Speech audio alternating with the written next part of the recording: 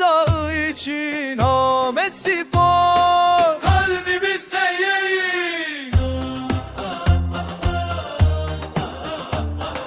dişi Ahmet Spor. Zafer bizimle, her adımda hissediyoruz bu heyecanı.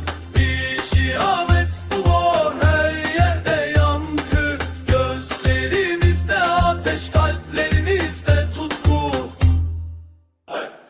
Stadyum dolup taşıyor, coşku dorukta, futbolcular sahada, hepsi bir arada. Haydi haydi yüksel Ahmet Spor, futbolcular sorma, hepsi bir arada. Haydi haydi yüksel Ahmet Spor, korkma korkma, seninle bu yol.